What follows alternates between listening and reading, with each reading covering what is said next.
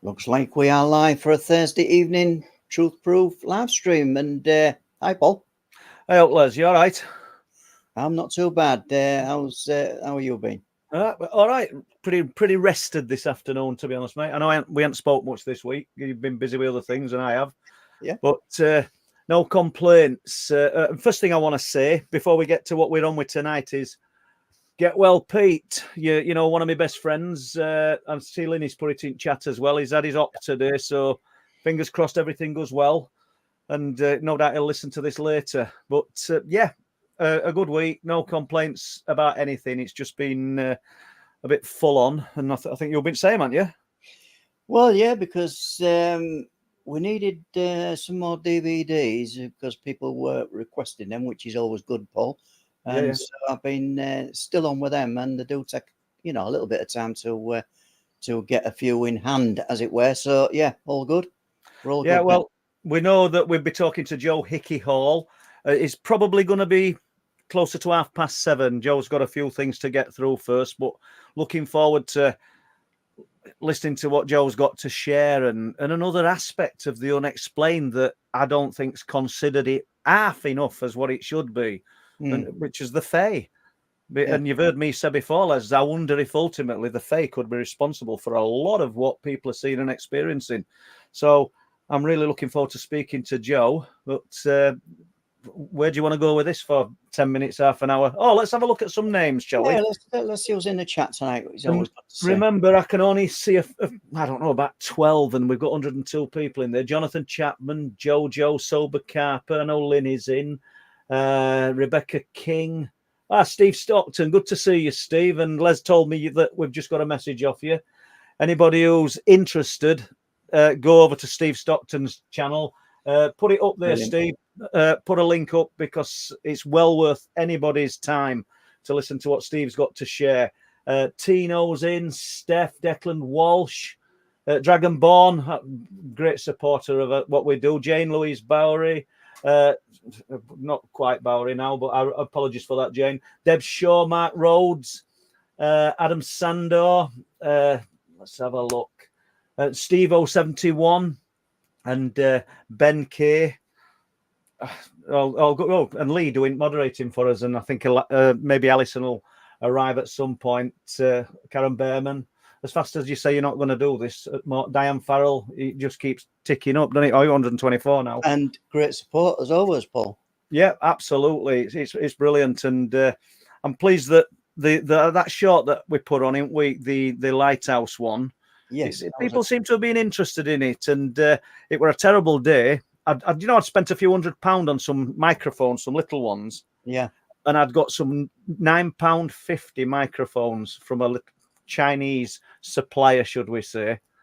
And I don't mean they're just as good, but unbelievable. They cope with it, But so I got down into Artendale Gutter to do that short and just tell the Lighthouse Keeper's story. And there's a few more from the Lighthouse Keeper that I will share. So it just shows nature of a person's job restrains them in a way. And that's what strikes me, Paul, is because these people are like in a responsible position. They're not going to come out with fabricated stories in my eyes. No, you're spot on. Not only that, though, he sat on them until he'd finished his career. And I mean, I'd been finished a good few years, actually. He'd retired a good few years.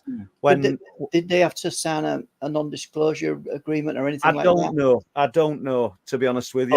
Or was they just playing it cautious just to safeguard? But I just think if you're in a job, as he were keen to stress that he were a keeper, as in a proper keeper. In them days, it weren't sort of some automated lighthouse. But if you're up on a gantry looking down at the sea and looking for potential problems, if anything comes across the radio or anything, I know Lighthouse Keeper can't do much, but he's got to be responsible if he's reporting anything strange, hasn't he? So he sat on this torpedo-shaped object. I mean, some people have said, and apologies for those that haven't seen this short, but it's on our YouTube channel. Some people have said it could have been an airship. It does sound like an airship, although his description of it were about level with lighthouse, or top of it, no turret on top and no basket below, just these two lights either side of it. huge black stroke graphite grey thing that's just travelling between bungalow at bottom and lighthouse. Totally silent. Fascinating. Absolutely. I just love these accounts. I don't care. Sorry, go on. And did you say there's some similar stories or there's other some more? Stories There's a flying saucer above Lighthouse and the orange spheres. But to me, I see. Hold on one sec. Martin Abbas is in. Steph's in. Al Durham, Elaine, Mrs. Linney. Let's have a look. Fred Flintstone and Louise Harding. Apologies, Louise, for saying it other road round earlier. Loads more. We said Martin, haven't we? To me, these historic counsellors, sorry for that, just putting in, but the historic accounts to me are just as important. So long as they've not been overdone and done and redone and ringed out and re-added and done like Rendlesham and Roswell, which are brilliant account stories, but everybody's got a little bit to add. But if you've never heard it before, it's just as valid. Yeah, well, I'm on about the new ones. Yeah. Again. Sorry, go on. So that's an interesting point to me, because I've said it before on the stream, is that the older that these stories get, i.e. Rendlesham and the like, more and more gets added by different writers, different people who want to have input into there. So by the time we get like, you could say, for argument's sake, 100 years down the line, how much is that core stuff still in that story? Yeah, I suppose because it was quite well documented, the actual basis of the story, what Colonel Holt when he went out it at Forest, but what you get over time, Les, you're spot on, are different people coming up with their alternative theories for what happened. People that were never there, but they've just they've got some kind of narrative that they want to push. And like you said, 50 years from now, it'll kind of mean nothing what the actual witnesses had to say, because there'll be people who weren't witnesses who've had a big influence on it. But just using Rendlesham as an example, I'm not getting involved in it. I don't like getting involved in internet arguments, but they're at it again with Rendlesham. You know, it's crazy. But if you can just agree to disagree. And before Jo comes in to chat, if she comes, we'll drop it. But if you've got any questions for me or for Les, just fire them in capitals now, because we're not killing time as such, but we're waiting for Jo, aren't we? And she's going to be another 15, 25 minutes maybe. Yeah, and so that'll be great. I can't wait to for when she makes herself available. It'll be a good show when we run with absolutely. So I don't think we have any questions from last week, have we? But I've got a little story here if you want me to just go through this one. I don't think we've told it before. Well, before we do that, I'd like to just throw some general stuff out there, because we know a lot of people in the stream, and people will probably watch the stream later on. Some of these people, some of you guys out there, and you've told us some of the accounts, you've had experiences yourself, whether that be, I don't know, was it ghostly, into what you've seen, interdimensional creatures, cryptids, the like, or UFO type sightings. Now, I'd like to know is what experience you actually had, what cemented your belief in this subject, or did you have an experience and then it took some time for it to sink in, and possibly you might have had another experience, or from the get-go after having an experience, then you was firmly into the camp, as it were, you know, where you're looking at this quite avidly, you know. Yeah, well, good question, Les, isn't it? I mean, and anybody that wants to have a go at answering it, I mean, because we can take your questions and carry them through to Sunday if we don't get to what we're on with tonight due to Jo coming. But, you know, I would think that there'll be people in the chat or who watch this live stream and other live streams like Steve Stockton's, and that are in because they've had their own experience, but they just daren't put their head above parapet. Just for fear of ridicule, it's still there, isn't it? Yeah, well, that was kind of my next question there. How hard is it for any of you in the chat, and for you, Paul, because of your childhood experiences? It took you, while you came out with Night People, to actually put pen to paper of all the issues surrounding your childhood there. So the question is, how do people actually come out and tell the relatives, friends, relatives, close family, or do they not tell anybody at all? It's difficult, isn't it? And I've got to get this one in now. It's my wedding anniversary today, 43 years. But get this, and you said how difficult was it? I didn't tell Mary about any of this for years. Yeah. Years. You know, because you just don't know. We know that you know, when you're with someone, they're going to kind of take what you're on board, what you're saying, unless they establish early on into a relationship that you're just full of BS. She probably thinks that, but no. What I'm saying is, you just don't know. But it took me years to start opening up and talking about how do you tell somebody that when you were a child, you woke up and they're not dreams, they're not bad dreams, and you've actually seen these little beings. And you know, it could have been the Fae. Who could say? But and for anybody new to the stream, Paul, all of your experiences can be read in the. You got the book? Oh yeah, they're supposed to be out. Yeah, they can be read. I always got wrong way, but they can be read in Night People. Yeah, that cover behind me. You know, and there's more. I did remember some more, not experiences as such, just things that were omitted. We were walking around Danes Dyke October last year, me, myself, and Sarah, eldest daughter, and Amanda's with us. And I think I've told you this. And Sarah started talking about to Amanda some strange things that happened in this property that we live in now. Yeah.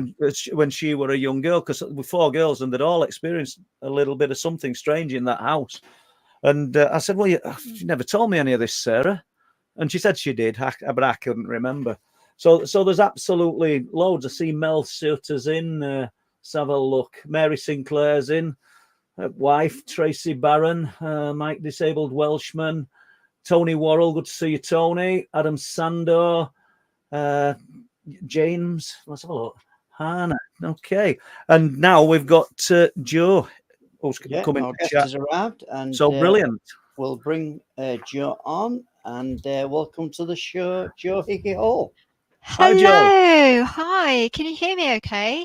Perfectly. And thanks for giving us your time tonight, Jo. I know you've got a busy schedule on a night. We family and everything else. So thanks for doing this for us. So and just from the get-go, I'm going to disappear into the background, as it were. We may have some questions for you later on, Jo, if you're okay with those. Sure. And at that point, I'll come back on screen. In the meantime, I'll leave you with Paul and enjoy the show. Will do. Right, great to see you, Jo. Thank you. Yeah, thanks for being patient with me. It's just so that we didn't get gate crashed by a small person.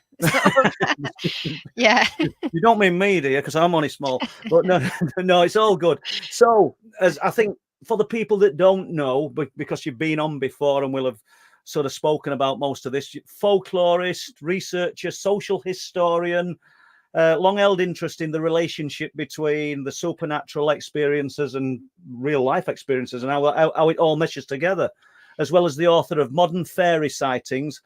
And something I didn't know until today, Jo, that you're making a documentary. Is it a documentary or a film? Well, and just to say that the Modern Fairy Sightings, that's the book that's coming out soon. It's called something around that.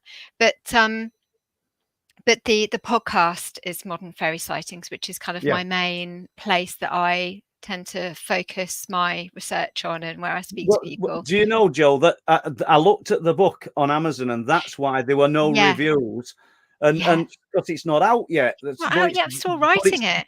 But it's there. It's there as advertised there, isn't it? Yeah. I know. So before we jump into documentary and your research and your lifelong, well, not lifelong, but pretty extensive involvement in this subject, just tell us a little bit about Jo and how you got involved, really, then. Yeah, thanks. And I'll tell you a little bit more about the documentary afterwards. Remind me in case I forget, because that was a really exciting thing I did recently with a bunch of lovely people from Vermont and Denver. But yes, it's always tricky to know where to start, really. But I guess the easiest thing to say is that so my project, the Modern Fairy Sightings podcast, it began 4 years ago, I think, 4 years ago. The anniversary was 3 days ago. Okay. So I at that point had been researching fairy sightings and extraordinary experiences that people had had. I'd had some myself, but that wasn't why I got drawn into doing this. It just kind of found me, and I got asked to, because I was studying at University of Bristol, I was studying history, but with a very sort of pagan theme, because I was studying with Professor Ronald Hutton there, who's a pagan academic, sort of very world-renowned academic on that subject, pagan studies. So and then I joined the Folklore Society, ended up writing a chapter in Simon Young's Magical Folk, and we were doing a bit of research then, talking to people. So we were researching the literature to look at Devon and all of the interesting things that to do with fairies that happened in Devon throughout the centuries. And then we were also then talking to people about their modern experiences. And off the back of that, you know, I really felt into, this is what I want to be doing, because it's my life, really. I've had you know, quite a number of interesting experiences in my life, and so it felt so good to talk to other people, and it still does, about theirs. And same with you, Paul. You know, we share that, don't we? We do, yeah. So then I, after that, I then started the Facebook group in 2016, and in the beginning of lockdown, through meditation, I have to say, it was like the idea just kept coming to me, or this kind of push, you know, to make a podcast. And so I gave in the end and did. And as you know, it's kind of taken off, and it's always had its own sense of momentum. It's a life of its own, I bet. And I bet you never tire of all these accounts and people that are wanting to share, because it's adding more meat on the bone of what you've experienced and everybody else. It really is special. I've said, Jo, I know you've probably got that much on that you don't watch many other podcasts. I've got to confess I don't. But I've said, ultimately, I wonder if the Fae could be responsible for a lot of what people are seeing and experiencing. And I don't know whether everybody grasps that or wants to take that on board, but I'm hoping tonight, over the next hour or so, you can convince a few people about the reality of what you're talking about, because I'm totally on board with where you're going with this. Yeah. And I mean, I sort of am of the viewpoint that I'm not going to even attempt, and I wouldn't want to try and convince any other person of about, you know, tell them about the experience that they've had. They will make their own sense of what happened to them. And I think, you know, the project is not actually even about sort of saying to people, look, you know, it's true, they do exist, because it's not my business what other people think. It's definitely not my business what other people's experiences are. They will hold their own view of that. I mean, for some people, you know, if they see a white lady, then to them that may be a Marian vision, according to their beliefs, and you know, and that's right. You know, that's true for them. And for somebody else, that's a ghost. And for somebody else, that is some kind of fairy being. It really is. You know, let's share some stories. And in doing that, we're kind of like, oh yeah, this story feels really like this other one. And, you know, or somebody will write in and say, you know, the story that I heard on the show, it reminds me of something my mother told me, or something that happened when I was a child. And hearing this kind of brought back other aspects of that I'd forgotten, and this is how it feels, it means to me. And that's what we're getting at. What does it mean to the person? It really almost doesn't matter what kind of filter they view that experience through. It's the meaning. You're spot on. And I, like, once again, I've said UFO researchers see UFOs, ghost hunters see ghosts. And it's to simplify it, on the cliff tops, the fishermen, the rock anglers, see a sphere of light on, and they call it the ghost of Big Railings. And they're assuming it's a ghost of a deceased fisherman with a headlight. Other people might see that as something totally different. And I think it's all good, because ultimately they're seeing the same thing. But as you've just said, they're interpreting it to suit their narrative, if that makes them, that comforts them. Or I don't know if comfort's the word, but if that works for them, then that's good. But Yeah, I exactly. don't know whether you would want to do, but can we jump to your own sighting? Because I found it fascinating. I'm not going to say anything about it because it'd spoil it for you, but your own sighting that you had, what, 2007? 2007. Yeah. So, yeah, as you know, I've kind of spoken a bit about it before, so I won't That's why I talk said, about can we? it You too might much. not But want to. no, I'm happy to, if people, Right. because you know, people may not be familiar with it, and it kind of, you know, it's a very special, you know, it's quite a pivotal moment for me, I guess, although I didn't realise it at the time. So 2007, I'd met my husband the year before in the October. I had also, I've realised now it's very important to mention that I'd had a big healing experience in the May before that. So May 2005, I had this really life-changing healing experience. And then October 2006, I'd met my husband-to-be. And sometime in 2007, and it must have been in the warm months, because we had gone to a beautiful, you know, environment, and we'd gone to watch the sun go down. This is in Jersey, where I'm from, where I lived at the time, and in the Channel Islands, that is. And as we were sat there, it was getting close to starting to get dark. Not dark, but you know, it had kind of come to the end of the light part of the day, and we were moving towards twilight. And we were having a romantic time, in an embrace. And at one point, I was looking. My husband was looking forward, but I had a sense to look the other way, and I caught eye to eye with this small green man. So he was about, you know, 3 foot high or somewhere around that. He was looking right at me. He emanated green, and all of his clothes were green. He had a hat, but I can never remember what the hat was like.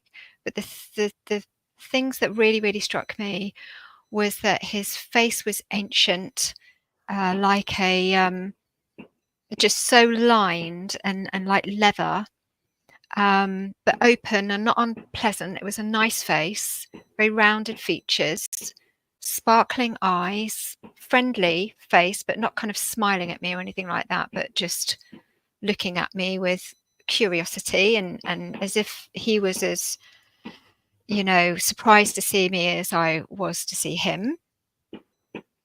And I'm kind of trying to process that, and I guess going through a kind of what is it that I'm seeing here? Although I kind of knew what I was seeing was right in front of me. And when I say it was right in front of me, he wasn't a sort of an idea of something and translucent or anything like that. He was right there. This was like looking at a being that was right there. And so this happened over some good, you know, seconds, and then I must have either blinked or I looked away. I got, you know, whatever happened, and then he was gone. But he was there. He was right there. And as I say, we had this this eye contact. We were looking into each other's eyes, and it was amazing. And afterwards, when we went back to the car, we did stay there, and I didn't say anything to Peter, my husband, and we went to walk back to the car, and it was dark. When I say dark, there was nothing. There were no street lamps or anything around there, and it was maybe like a 5-minute walk, maybe slightly more, back to the car. So we were walking up, and on the long grass to the left of us, we heard footsteps at the same pace as ours, and my husband was kind of, you know, what's that? And he got spooked, because he definitely gets quite more spooked than I do, and so he started to quicken his pace, and then so I kind of quickened my pace behind my husband, and the footsteps quickened their pace too. And then in the end, my husband started running, and this thing was running, and I was running behind, but I wasn't frightened. I was actually laughing because I knew what it was. I knew who it was. I knew, and it was a really, really sort of trickster type of move, but it wasn't scary or malevolent or anything like that. But I always thought that was quite sort of poking fun, really. Maybe at us, maybe. I then just kind of held on to that. I didn't tell him. We hadn't been, we'd been dating a while, and he'd been popping over to Jersey, so we were still in that sort of, where you're courting, a sort of a long courtship type thing. And he wasn't into anything like this anyway. And I did tell a friend, and her reaction was, I think that's because she was a friend that I thought would understand, because she was kind of into alternative stuff like Tai Chi and meditation things. And I ultimately I trusted her. So I told her, and she said, I think that's really lovely that you think you saw what you saw, but I just can't believe. Yeah. She was like, I just can't, I'm sorry, but I just can't believe that. It's too, and I wasn't offended. No. But in the end, I did find somebody that I'd was kind of on the periphery, and I sort of got to know him over a period of time, and I knew that he was a hedge witch, and he was quite a sort of mysterious character in some ways, but I really liked him, and we got to know each other, and eventually, because we were on the same page, we kind of sussed each other out and figured we were on the same page. I did tell him, and he said to me, "Oh, you're not the only one." He was very knowing about it. So that was 2007. So that's kind of like the backdrop to. So Jo, what you said you weren't frightened because you got this good feeling when you were looking at this figure. I may have missed it. How tall was it? The little green person. So about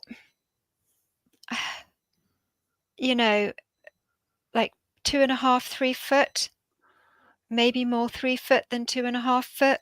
And he was not too far away from us. He was slightly uphill, because we were slightly further down. And the other thing to mention is that he was either in front of or behind a fallen log. Right. And I always wonder whether he was something to do. Well, what happened later was that the friend that said that she couldn't, go with what I was saying, she called me when I'd moved to Bristol in 2014, and she said, "Well, you're never going to guess what. My friend, who I didn't know, she had seen something that sounded very similar to what I'd seen at that spot." All right. Now some years later, or in fact, not that many years ago, about 4 years ago, I went to meet with her finally and talk about it, which is actually one of the episodes on the podcast. And she basically saw the same being. Yeah. From what she described, it sounds to me, and even the kind of vibe, his vibe was the same vibe. And we feel that he is the genius loci of that area. Well, that was my next question. Are these things bound to certain areas, do you think? Not always. Sometimes they're bound to families. If you look at the banshee in Irish folklore, that's tied to ancestral lines. So it's not always about a place in nature. Even it can be something about, as we know, even with ghosts, it can be about the building or the people that live there or the ground that it was built on, and what happened in the area. I've spoken to people where their homes have been built on in native indigenous American burial sites, and what does that bring into this story? So there's all these layers of existence, and I guess maybe you could say memory, but something about energy being held in certain places, certain buildings, But ultimately, where I saw this being was very near a dolmen. Yeah. And that's significant. And you could say, well, is the dolmen there because the people knew that this place was significant before, and that's why they put the dolmen there? Or is this being tied to the dolmen and some kind of, the importance and the ritual and the layers of ceremony and connection that people had with that with that location, that dolmen. So it's absolutely this. I'm seriously on the same page with this. People will have heard me saying the burial mounds, Willie Howe as an example, the fairy mound, which I visited with Philip and Ron Kinsella last weekend. Oh, did you? But yeah. Well, it's literally 6 miles from my home. Yeah. So we went to Willie Howe, and I said to Kinsella twins, I says, I wonder if the burial mound was put there because the people knew the significance of the land and the special nature of what we're presenting. But Jo, just before we leave your sighting, you know, if you had, we know that we can't know this answer, but how would you feel about if you hadn't have seen that being and you'd have heard that footfall? And I asked about its size because I wondered how heavy the footfall was compared to how heavy this little being would have been. Would it somehow amplified? But if you hadn't have seen it, would you have been frightened, do you think? Yeah, I think I probably would have done. Definitely. So your boyfriend, now husband, his reaction's perfectly natural, isn't it, really? Well, yeah, I know that's true. That's so true. And I think, but also I think, you get a vibe about things. I mean, we have, even in this house, I have sometimes when I'm in the bedroom, a woman, the presence of a woman turns up, and I don't mind that. It's not creepy. She doesn't make a noise or anything, but because I'm quite sensitive, I'm aware when she's around, and it's actually quite nice. And I feel like she's just kind of interested that I'm there, and she often turns up when I'm on my own in the bedroom, and maybe she enjoyed being in the bedroom on her own. When you've got a family and you've got a busy life, sometimes it's just a bit of quiet time. And I don't know, that it feels like when she turns up, there's a sense of that. And she doesn't turn up very often. We've got, another presence of this man that used to live here, and he really gets involved when anything happens in the garden, particularly when we had been making changes in the garden. He would definitely make his presence known. And as human beings, it feels natural to me anyway, that you get a sense about not just these beings but about people. And if somebody comes towards you and you sense that there's something up and that you don't particularly want this person near you, you feel it before they open their mouths. And it's the same with non-human beings. It's the same thing. You get a vibe. So, I mean, if I'm sitting here now and suddenly there's footsteps and there's nothing there, that would really spook me. I'm sure it would. And you'd be, oh, this is interesting. But I'd kind of lean into it then after the initial spook. But I can't say whether, what my reaction would have been, but certainly I felt it was a humorous addition to what I just experienced. And it also kind of it was quite nice because even though I didn't tell my husband straight away, when I did feel like I'd kind of assimilated it enough to tell him about it, we sort of shared that bit. So even though he didn't share what I saw, and I don't even know if he had been looking that way, whether he even would have seen it. Because people see different things. They don't have different experiences according to what, they believe is possible. Sometimes it's not always like that. But the fact that we shared that after bit, I like that, because it sort of ties him into it too. And do you see any kind of connections? I mean, this small green man with what people say about aliens, little green men. And do you know what I mean? And then you also talk about this thing almost paralleling you as you're walking in the darkness. It's almost got similarities to stories of Bigfoot and people perceiving that these things are following them. Have you got any examples of the they being able to shapeshift or somehow transform or appear as anything else? Yep, I have. And on that point about, small green men, I know that sort of lots of one school of thought is that fairies and aliens are the same thing, and that we are, that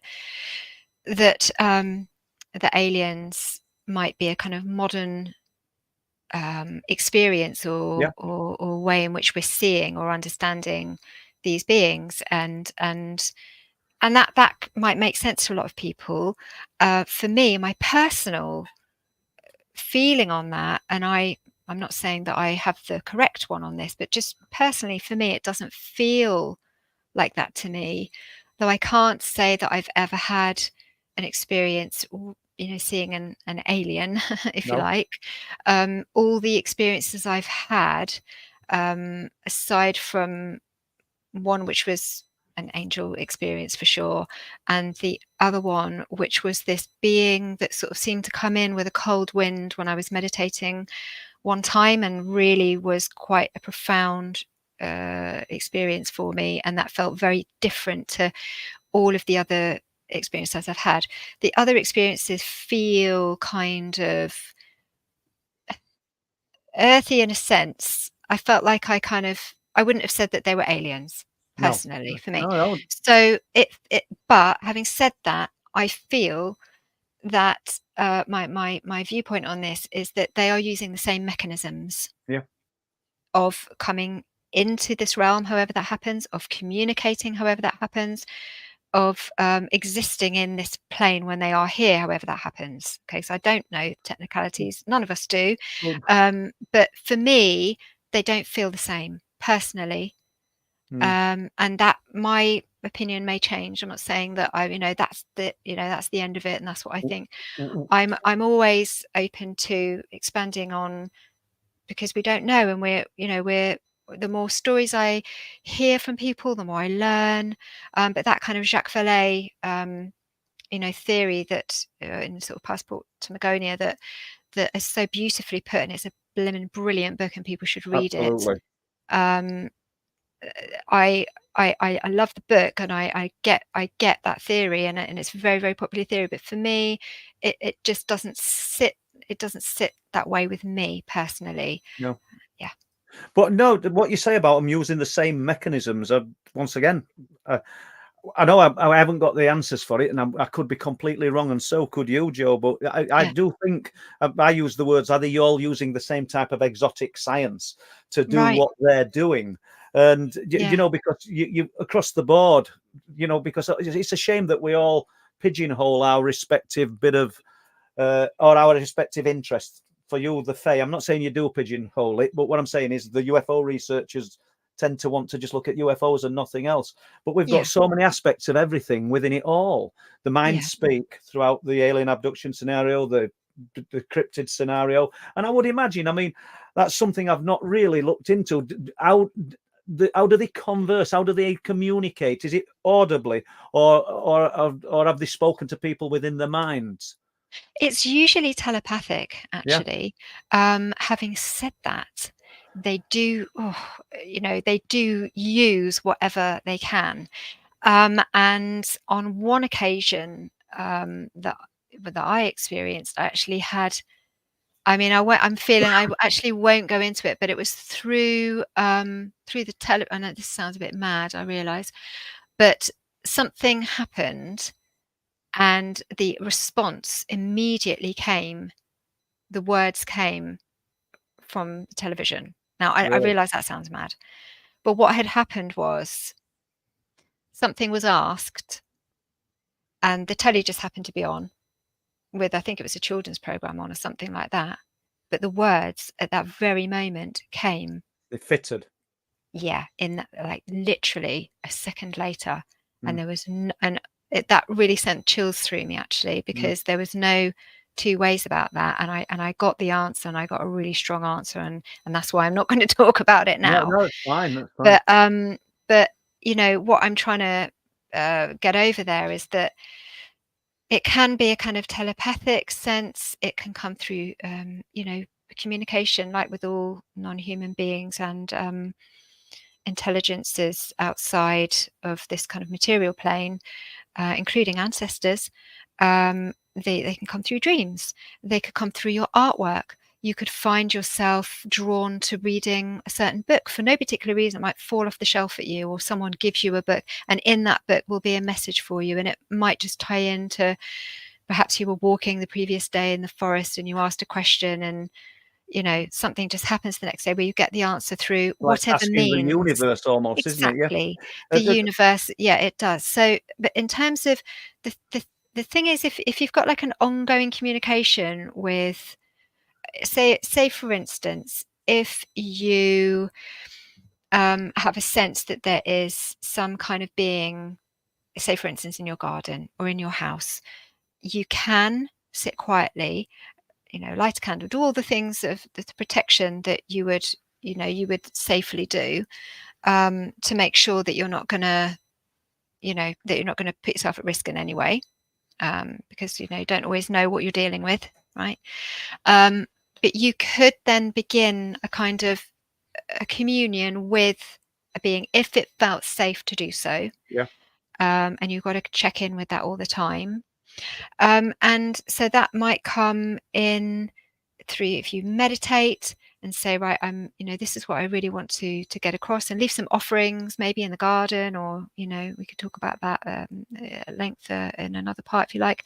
But if you're at a point where you are getting some kind of back and forth, and you are making offerings to this being that you feel is in your garden, or a park that you're going to, or a favorite tree or something like that, then you could say, right, I would like to learn more, and you could go into a meditation, deep meditation, and then when you come out of the meditation, write whatever has come to you in that meditation. So that's another form of communication where you are trusting kind of what's coming through, even if you're thinking to yourself, oh, I'm just making this up, and I'm just being can silly. you trust yourself? Just put all that aside. Don't worry about it. You're going to sort of say, oh, I'm making this up, or it's all loaded on. Or just put it aside. Those thoughts are going to come. Those feelings are going to come. Just put it aside. Just as an interest, just tell yourself, I'm going to make this an interesting experiment just for myself. You don't have to tell anyone else about it. And if you do that, what you might find is some really interesting things come through, and they might give you some aha moments that you might really need in your life. Yeah. And if you then do that, you can build on that. And as I say, if what you're getting is something that sounds unsafe or dangerous, then Step away, seek some assistance and advice from somebody that really knows their stuff, and that is well trusted, and somebody that is in a position of they really know what they're talking about. That's clear. But I don't think that we should be frightened to find ways in which to commune which are meaningful to us. And that may just be, it's a full moon, I'm going to leave some butter and honey outside, or something similar, light a candle, and whatever you want to do.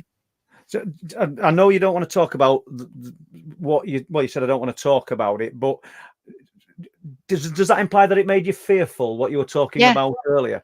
Yeah, I got a really, really strong message.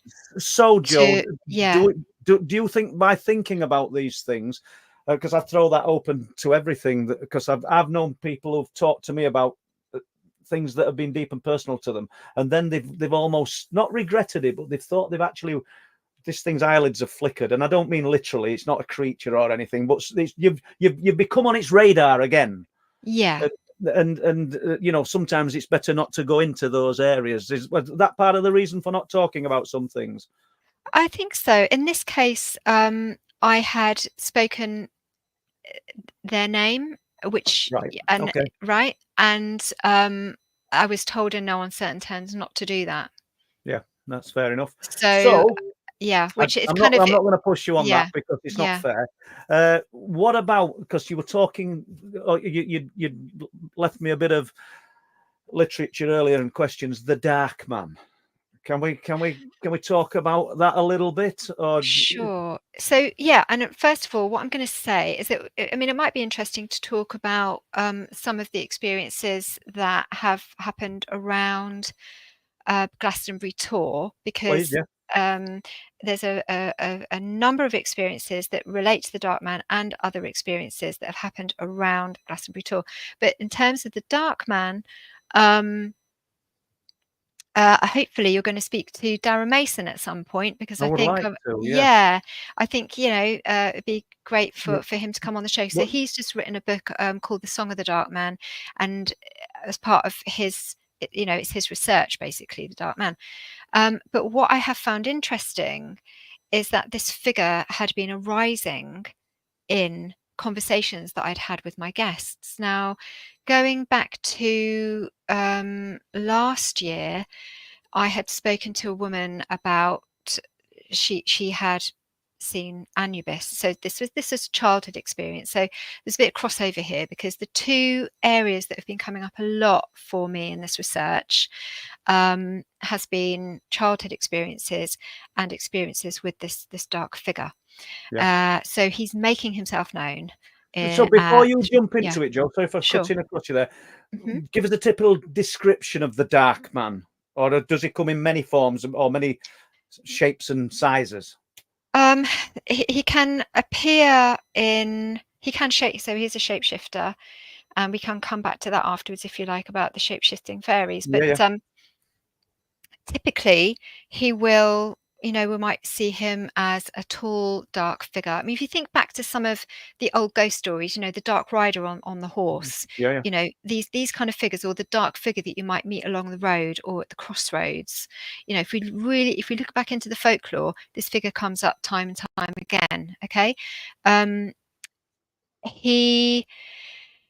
I guess it just helps to talk about the experiences themselves, because that is the way that I guess we get to know him. In the first instance, he kind of relates.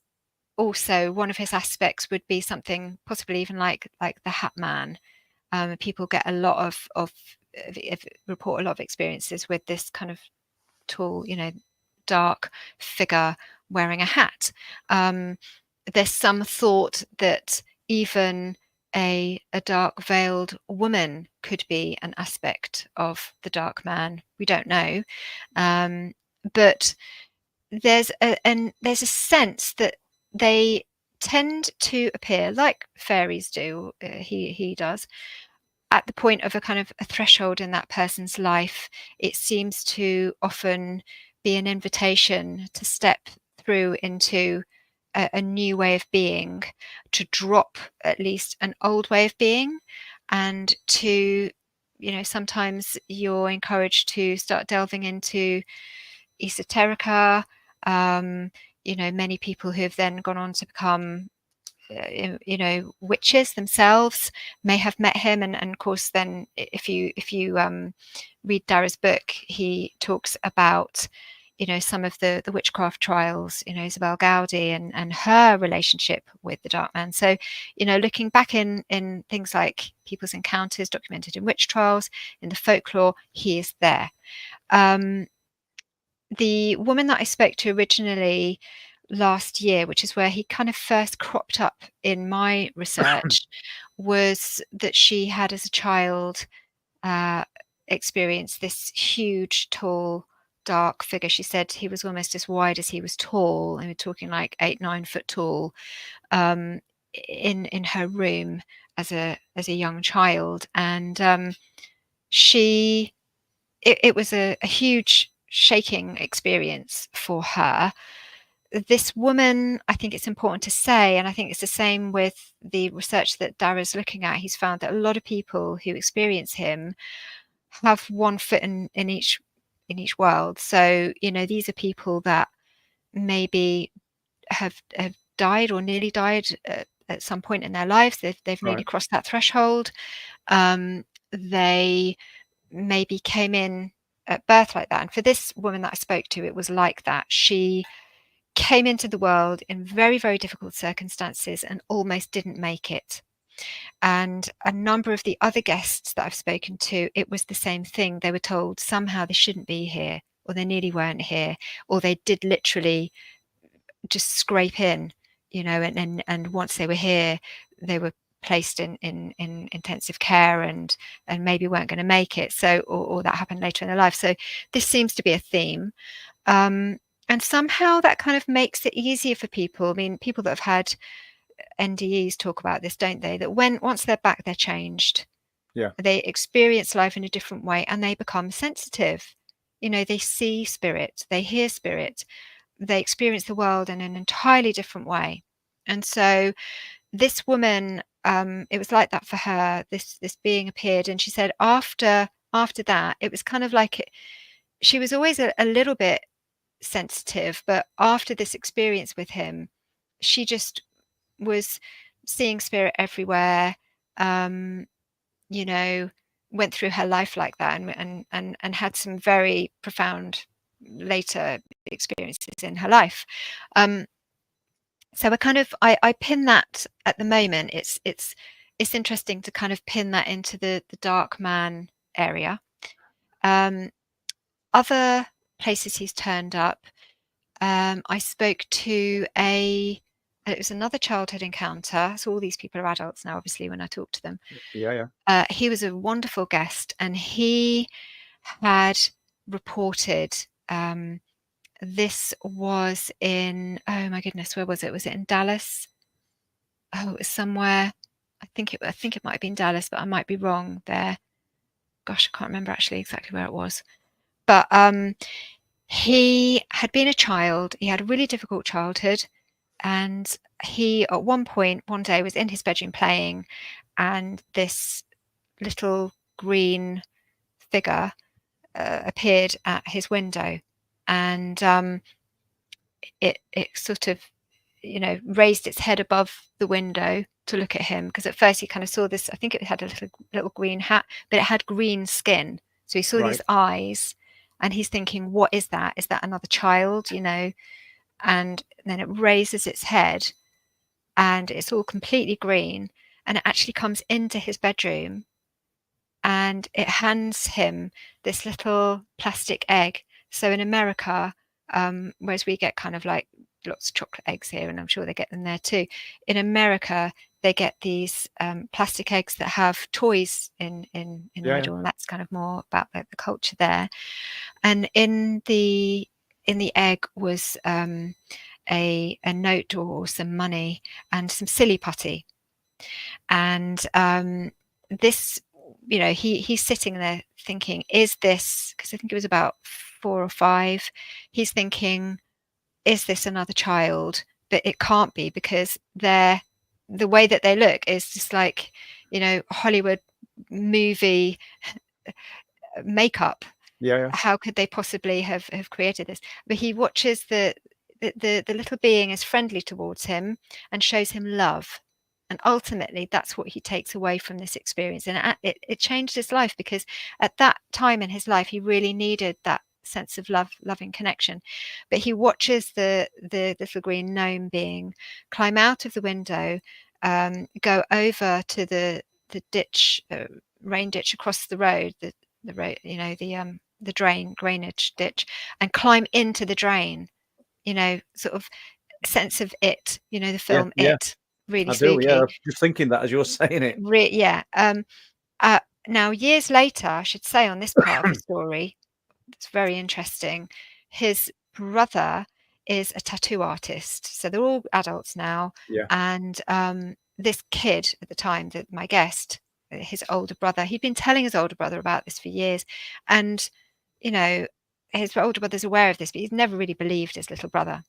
The older brother is now a tattoo artist in the same town, and a guy from that town comes to him to get a tattoo done.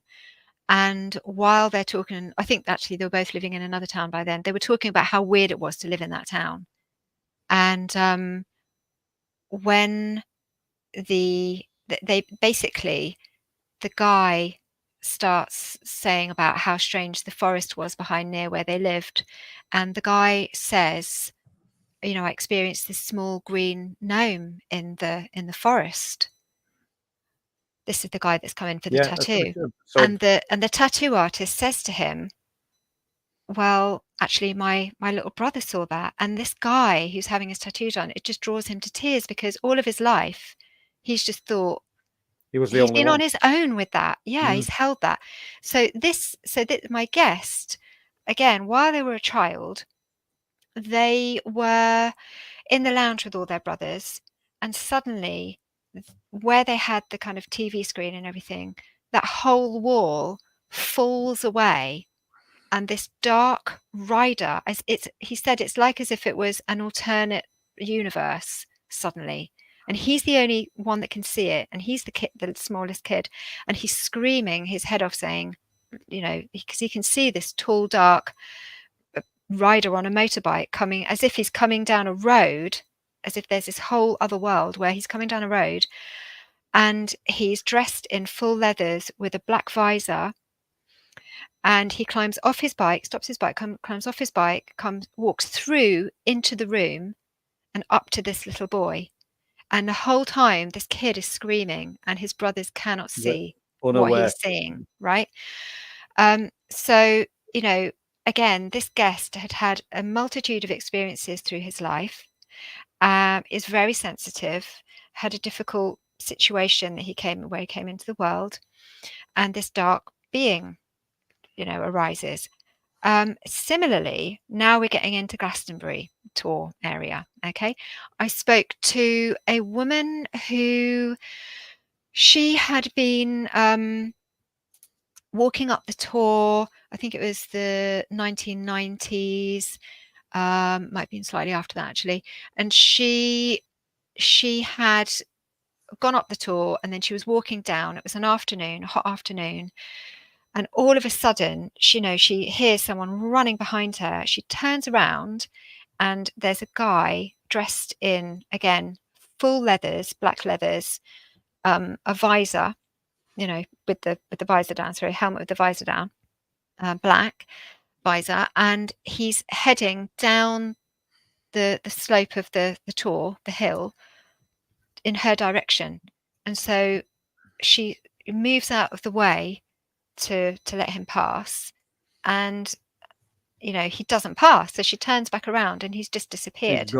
He's gone. He also turns up, this dark rider, with the full leathers. He also turns up in another story where I speak to a guy. This one's called Encounter Along the Thames, and so again, we're still in England, and he's a young guy at the time. He's gone down to the Thames to meet a friend. It doesn't quite work out, and he's walking along, and he's taken a walk along the river, and then decides to walk back. Now, for some reason, when he walks back, he notices this woman that for some reason he hadn't noticed when he'd just walked by previously, and she is very striking, and he is drawn to speak to her, basically, as a young man himself, and they get talking. She has a black dog with her, and they take a walk along the path. And I mean, it's probably best for people to listen to the story, but what happens is that at some point he gets spooked about, they have an interaction where she completely transforms, and it terrifies him. Right. And no longer is she this young, beautiful woman, but she's actually seemingly something quite dangerous to him. And at that point, a dark rider turns up behind them on a motorbike. Now, this was along the Thames path. There's it's a stony path. At no point has he heard a huge big motorbike pull up behind them. Okay, and it's had to have come a long way, because the only way down to where they are is along that path. And so there's no noise from him. There's no nothing. Suddenly he's there. And the woman seems to kind of give this guy, this tall, dark guy, a nod. Again, he's full black leather, biking leathers, black visor, pulled down. And the woman says to him, "Oh, can you give us a minute?" So he says, "Yeah, no problem," because he wants to leg it anyway. So he goes around a corner thinking, oh my God, what am I going to do? Next minute, there's no noise. He looks back and they're gone. And again, there's nowhere they could have gone. So these stories keep and there's more. It's there'll be wild. more. And do you know, Jo, that's kind of fascinating, because it's another aspect of this unexplained that we're all interested in that I've not heard. I've just realized that I have a story which I'll not share because this is your show, but people will have heard me talking about the guy who witnessed the man in the full black crash helmet and the black jacket that just walked into non-existence. But we'll do that. I'll tell you about it later. Yes, please. What I want to do, Jo, is bring Les in. And are you okay for some questions? Sure thing. Yeah. Brilliant. And then we'll just pick it up with Glastonbury and everything else after the questions. Yeah. Okay, Les. Okay, yeah, thank you. And been a great show so far, and really, really enjoyed it. And so are our people on the stream. And great questions as always coming in. So I think I'll just start off with something I noticed myself, Jo. Question from yourself here. As you talked about meditation, has meditation brought you nearer to experience the phenomena more? Or is meditation a completely different path? No, it's most definitely brought me nearer. One of the first experiences I had was when I first started meditating, and a friend, I hope I didn't talk about this last time if I've spoken about this before here, but what had happened was, it was about 1996, and it was when Celestine Prophecy was out. I don't know if you all remember that. That was a bit of a moment for people in the kind of new age back then. She was a Reiki master, and she was teaching me Reiki. I worked with her. So I went round to hers, and at this point in the training, we were learning meditation. And I'd been into a few things in my life, I always had, but I hadn't officially kind of learned any meditation technique. So she told everyone that was coming, bring a crystal. And I brought an amethyst crystal. And we were told to put it in our left hand and cup the crystal over with our right hand, and to sit and to just very quietly breathe in, as if we were breathing in the presence of the crystal, and then we were going to breathe ourselves back into it. So when we breathe in, we breathe the crystal up our arms, the sense of it, into our hearts, and then with an out breath, we did the same back into the crystal. So we were kind of resonating with that crystal. I, as I said, brought an amethyst, just grabbed what I had off the side or whatever, because I did have crystals at home. And at that moment, in the meditation, I must have got into the meditation. At some point in that meditation, I completely disappeared. So I no longer existed, but at the same time, I was everything. So I went to this kind of light place where it was just infinite. There was no end to it. It had a kind of sense of like a violet light, I guess, but like a sort of, it was very hard to describe what that was, but I disappeared, but at the same time, I was everything. It is very hard to put into words. And I panicked. And I kind of, with that panic, I came back into my body, and I had a bit of a panic attack. Because I didn't know what had happened, because I thought, how do I get down? That was how do I get down was the sense of it. How do I get back? And the woman that was running it, she got her partner, who was a bit more experienced, and he saw that I had been meditating with an amethyst, and he was like, well, yeah, this is why, because the amethyst is related to the crown chakra, which is unity. And I had resonated with that chakra. I had gone into, source, the all. I must have, I guess, had some kind of propensity to do that, because, this was my first proper time that I remember, at least, meditating. But maybe I'd done things in my own way before.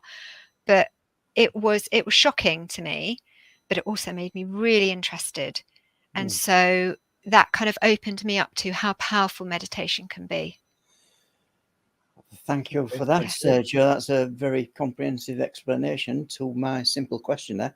And I have some more questions, but really I want to move on to the people that have took the time out tonight to ask questions for you, Jo. So that we'll put the first one on the screen. Steve071. Jo, what do you think happened to any of the people that are reported to have been taken to the fairy fair folks reality? Have you any thoughts on that? Well, we don't know, do we? I mean, there's some interesting encounters in the Newfoundland folklore, and I believe it's I think it's the Barbara Riety and Peter, dear, and I can't remember his surname, but perhaps I can send that to you afterwards. I just can't remember his surname. But in this folklore, there are tales where children have gone missing for days, and when they have come home, and this does pop up in Irish folklore as well. When they have come home, they've talked about being cared for by small red beings, small green beings, and that they were given berries to eat, that they were kept safe in some way, and that these children that should have been in a much worse state, having been left out in different climates, have actually appeared to be well and cared for, which kind of didn't make sense if they were lost in the forest, as they seem to have been done. One of my guests, and I can't remember what I named that episode, but he had a really touching experience where, as a child, he had been drawn to the forest, and he was quite a young child of about 7, and this was in America, and it was in a very rural part of America. I think perhaps up near towards Canada somewhere, and he had an experience where he was kind of flying through the forest, and he says he remembers looking down and seeing his shadow, and he was flying through this forest, and he ended up near this kind of mound. I know this all sounds really far-fetched, but this is a very well together man who did something very sensible for a living and all of that. And he had, when he reached this mound, he had this sense to undress.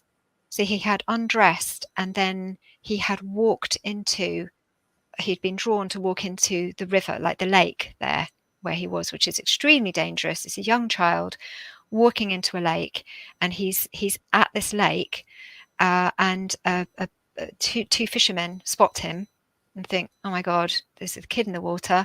They've gone over to him, and they've said, you all right? And he said, yeah, I'm all right. And they said, no, you're not. And they're dragging him up, and they're, oh my goodness, this kid's naked. Oh my God, what's going on? And they've brought him back to shore, and he's reunited with his family. He was really shaken up by that experience. But what drew him there? What brought him there? And what happens in cases where these people are not rescued, where something else happens? We don't know, do we? But there are plenty of stories, a bit like with this guy walking along the Thames. It often involves water, as I'm sure you found yourself. Well, because up at Bempton and Danes Dyke, we've got the alleged elemental spirit at Danes Dyke, and there's a natural spring, spring. Yeah, and it happens all the time. Around water seems to be the more kind of pokier. I'm going to say pokier, the more really serious experiences that can be touch and go, really, of what happens to that person. And as I say, this guy, he feels, the guy along the Thames, this particular guy feels that what could have happened to him, he could have been taken. So we don't know, because no one's really come back to tell us, have they? But yeah, it seems in some cases it looks like maybe some people do go somewhere. Where they go, we're not sure. Yeah, and it strikes me, Jo, is that with the thousands of people, especially young people in America, what go missing each year, and some in the UK. In the UK too. Yeah, Yeah. and I may add, then obviously if we never see these people again, and it's just supposition to say that something out of the extraordinary could have been, is why they're missing. It's possible, and we don't want to offend people's families, No, no. I'm like really mindful of that. But yeah, it does happen a lot, and it's often young men, and it's often really promising young men. Seems to be, and obviously you could put into that, university towns where it happens a lot, and some people just say, oh well, that's the young people going out and drinking, and then things happen if people aren't aware of what they're doing. And that's always the explanation, but there's such patterns around particular places, and let's face it, throughout folklore we have been warned to stay away from certain bodies of water, and we have, and again we're told, that's all about just keeping our kids safe from water, and that is an element of that. Of course there's an element of that, and it doesn't mean that it's not about that, and there's something else going on.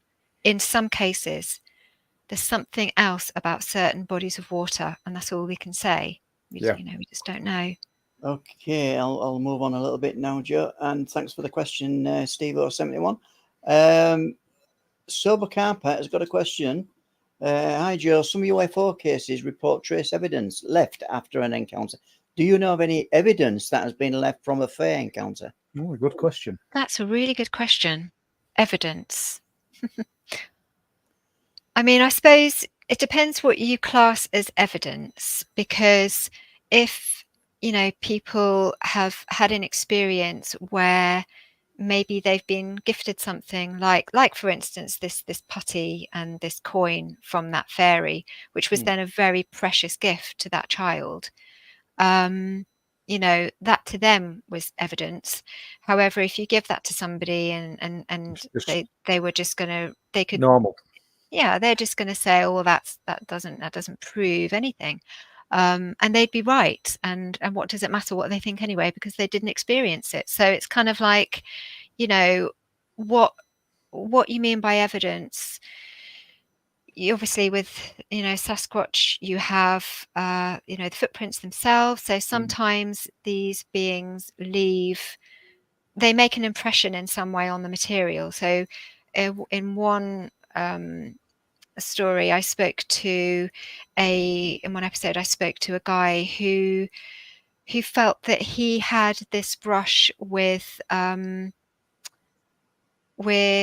Jack. Oh God, what's it called? Jack Bright. What's the? We're not about Spring Hill Jack, are we? Or not Spring Hill Jack. No, the Jack Frost. Who was a sprite. So he has this magical sort of interaction with what he feels is Jack Frost, and Jack Frost leaves this beautifully delicate ice pattern on his window as a child, and none of the other windows have this, just this one particular window where he feels he has this experience. So again, that to him was this sure evidence to him that this took place. I mean, I think we get really caught up in sort of wanting some materialistic. I would just you took words out of what I was thinking. We're so attuned because we're taught this at school. We're taught this at school all the time, aren't we? See, I noted when you were talking. I noted when you were talking about the small boy where the being climbed through the window. It gave the boy something materialistic, something that we would make. Now, I'm thinking that myself. I'm thinking, well, he didn't give him anything from his own realm, should we say? It was something that is evidence, but not evidence to anybody but that small boy.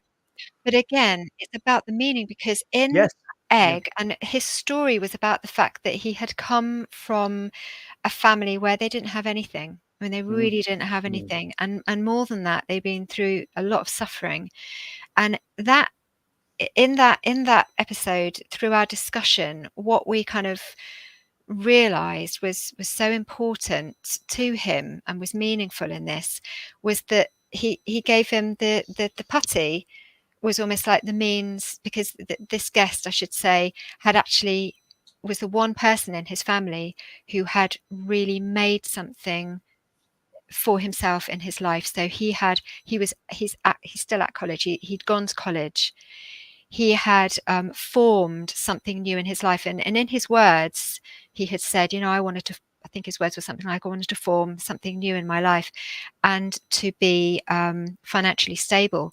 Now, I kind of drew him back to what that being had gifted him, which was, Patty, you form something into what you want in this material plane, and some the money, the financial capability. And so there's so many layers to this that and when you sense it, you get it for that person. And you know what, if that doesn't mean anything to anybody else, it really doesn't matter. It doesn't matter. If it means to that person, that's the important thing. Thank you, Les. Just before you go off Sober Carper's question, it's not related to any of this, but did you paint that picture in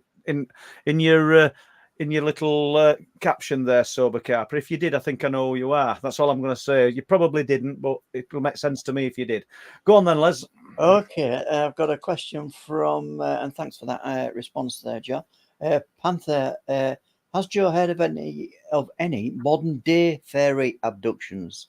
And we've just been talking about. So, as I say, I always think of the Newfoundland ones because I think that possibly because those ones are so rigorously researched by those academics, and that's why I feel that for people that are kind of looking at this for the first time and maybe have some questions, about it and are not quite sure about this, then they might want to start with something that they feel that they can trust. And so looking at those kind of Newfoundland encounters, as I say, Barbara Riety, and I still can't remember Peter's surname, but that might be a good place to start for that. I can tell you another story, which is, what I hear about, of course, is near misses, because these are people that are telling me the stories. There was an interesting episode where I spoke to a guy. I mean, he was a really interesting guest again. His episode was a series of English encounters. I'd advise people to go and check that one out because it's based in the UK, and there was lots to that. And it's Samhain, and he's walking up the tour, so we're back to Glastonbury tour again, and he notices these three women, and they are dressed in, they was kind of like looked as if they were in dressy up clothing, sort of medieval type clothing, quite witchy looking. And he's thinking, oh yeah, it's Samhain, it's people dressed up for that. And they call him over, and they offer him some oatcakes first of all, and he he says he doesn't want to partake in that. And anybody that's interested in fairy folklore knows that should never accept food, well, and in other kinds of areas as well, that you shouldn't accept food from fairies. He kind of backs away from what they're offering him, really. But he has this very sort of this sense afterwards that they could have, I think what happens afterwards is that they disappear again in strange circumstances, and he feels that he's had this narrow miss with these three women that are asking him to come and join in with them, and so he avoids that. So there are often stories that come in where people feel that if they had stepped into something, in fact, I can tell you a good example of that. One of the women I spoke to, she had a very upsetting experience where her and a male friend, this is when they were younger, had gone for a walk in this kind of nature reserve. And it was a weekend day, and there were lots of families around, and it was a nice sunny day, and she and her friend stopped off the path to look at this particularly beautiful flower. And at that moment, the noise of, the families and the dogs barking and the children playing and everything stopped, and it went very, very silent. They then couldn't find their way back to the path, and they ended up in a part of this nature reserve, which was, it kind of opened out into a space. And she says she saw that they were surrounded in this blue ring, this light. And she said that she didn't quite know how they'd got there, and that her friend, she had to kind of snap him out of it and say, we've got to get out of here. She wasn't quite with it, but she managed to kind of come to in some way, and she had to get him away from there.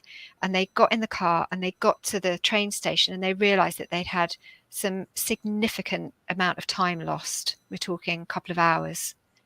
And she feels that if she hadn't got them away, come to and got them away, something would have happened. Might not be around to kind of tell the story. Yeah. So there are often, encounters like that where people are left with that feeling. Okay, thank you, Jo. Yeah. You got any more questions, Les? Yeah, I've got another one. If you're well, providing Jo's happy to answer some questions, we're sure. good. Yeah. Okay. Fred Flintstone. Hi, Jo. A common tactic of the fae is to stay invisible, walk next to people and stop and start when their victim does, like what you were talking about earlier, Right. Jo. Do they enjoy scaring people? I don't know. Maybe some do. I didn't get that impression in this instance. I feel like a lot of the time they're kind of pushing your buttons a little bit, and maybe they're kind of. I mean, I can't speak for what they're doing, but to me, it kind of makes sense that they're sort of pushing you out of yourself a little bit, and maybe they're, in a way, encouraging you to, I don't know, open your mind a little bit. I'm not sure. I mean, it's the same, I guess, with spirits. You get some spirits that are very malevolent. You get some spirits that are, probably, causing some kind of other issues that aren't quite malevolent. And you get some spirits that will be helpful. And so I suppose it depends, what situation you're in. And again, I'd say, look at the meaning of it. Are you being told in no uncertain terms that you're not welcome in this place that you're in? And why? Is there something you've done? Have you, in one case, in my, somebody that I spoke to, Paolo Samut, one of my guests, he had torn up the carpet in his new place that day, and he'd gone to bed, and he wakes up and there's this small gnome-like being chattering at him in very sort of high-pitched, he can't sort of work out what this being is saying, but you can tell that he's very angry about something, and he's telling him something. He's not happy. And Paolo realizes it's something to do with having ripped up the carpet that day, that he's done something to that place that he's moved into without due respect, without thought for the energies that were there before. And a bit like the fella that gets involved when we're doing our garden, what we do now is we'll speak to him about it, and we'll tell him what we're going to do before we do it. It's about being respectful. So if you are getting a situation where you are getting a bit of a telling off from a spirit, have a little think to yourself about it. Is there a message here that I need to hear? Because there could be something in that for you. Thank you. Yeah, and just a question here, Jo. Your house that you're living in now, and where you've got these two characters, for want of a better phrase, is it an old house? Is it very old? Has it got some history? Do you know what the history behind that land where it's sat on is? It's not that old. It's about 90 years old. It's about 90 years old. So it's not. It's just it's just like an ex-council semi, basically. And it's on the land itself. I've tried to look into it, but there wasn't really anything here before. It was just a sort of like a common land, like low-lying common land. But I feel like, you know, it's just really I'm meeting the presences of the people that lived here before and their lives. I mean, you know, both of these characters, they lived their lives here, they had families here, they held memories here.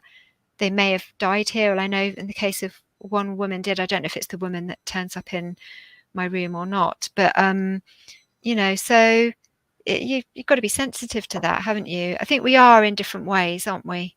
Maybe about, yeah, we will be, even if we don't realize it. I think we'll be sensitive to what's gone on in the house before we've lived in it or the area. Okay, with that then, Jo, I think I'll just move on to some happy anniversary posts from people in the chat. For Paul and his wife, Jojo, happy anniversary, Paul. And I haven't pulled them all out the general chat, but I'm hoping you get some sense that people 43 years. Yeah, it's a long time, but I don't know if she's put up with me. But Alderon, 43 years to, you know. Well, thank you very much. I see our Laura's in, my youngest daughter. I saw Laura in there then, and we've like Al Durham, like you say. And another one, Tracy. Happy anniversary. Well done. Well done, Mary. Well done, Mary. Well done, Mary. Yeah, I'd take some putting up with, because I really do. I'm the most untidy person in the world. And yeah. With that, then, if you want, congratulations from me as well, Paul and Mary. That's lovely. Yeah, thank you, thank you. Are you going to do something nice later? Well, I don't think we will be doing after this, but we'll plan something over the weekend, no doubt. But yeah, thank you. Yeah, nice bottle of wine later or something. Oh, I can't fault you on that one. That sounds like a plan. Good plan. If you want to move on with the show, I'll disappear into the background. And, okay, we'll see you a bit later. Well, we've got, I don't know, 25, 35 minutes left, Jo, and thanks for giving us your time. We want to talk about your documentary. I want a few stories, because I know our listeners love hearing people's stories. But just before, because I've heard this said before about the Fae, more than mortals, less than gods. What are they? More than mortals, less than gods. I think that's pretty good. You know, there is that sense of, I think, you know, the Greeks had a sense of them, you know, in that sort of aspect, being these kind of daemons, and they were sort of between the gods and mortals. And I think that's a really helpful way for some people to view them. They are, I mean, some people like to think of them as you know, elementals, but they're not just, you know, nature spirits, and that kind of idea comes from Paracelsus, that and later the kind of theosophists, the theosophical movement, that they are part of nature, that they are, you know, parts of, you know, the trees and the leaves, and just, but they're not, they are that, but they're not just that. Right. So I feel like, you know, they seem to be kind of manifestations of whatever they kind of represent. So they could be manifestations of elements, trees, air, fire. You know, saw a fire element, what I feel is a fire element myself once. You know, so you've got that kind of sense of them. But there are also beings that it's almost like, well, if you look back at the kind of Irish folklore, you're looking at, you know, this race of fairies that are living in a parallel universe to us, and they kind of feel a bit different. Actually, they feel like they are coming from somewhere else, like this other world that does mirror ours in some way, and that, you know, maybe there are many worlds like that. There are, maybe if we understand more about the universe, maybe there are other places where there are the kinds of things that we call elementals on this plane. Maybe they have elementals in a similar way in other realms of existence. Okay. And so, you know, other planets, I should say. So, you know, do they come to us here too? You know, are these fairy beings, are they just aspects of the earth itself? And when I say earth, I mean parts of the earth that speak to us, that talk to us, the soul of the earth. And so then we're kind of back to daemons, really, I suppose, in a sense. But it's like there's some kind of consciousness that wants to relate to us, that wants to commune with us. And if we can allow that to happen, and certain times of the year are better, provide better circumstances for that to happen in. So we've got the wheels of the year. We've got particularly at Samhain, that we call more familiarly Halloween, and Beltane around May Day. These are two thresholds of the year where the fairies are said to move across the land, and they're also where the veil is said to be thinnest. We're in it right now with Samhain. So, at certain times of the year, they're able to reach us in a... It seems to be that maybe we become less material. Maybe there's something about the earth that becomes less material at these points when there is the threshold, us in the northern hemisphere going from dark to light, or vice versa, and simultaneously in the southern hemisphere they're experiencing the same. Within that liminal shift for the world and for us as beings, and we are beings of this planet, we are these earthly beings, of the starry heavens, too.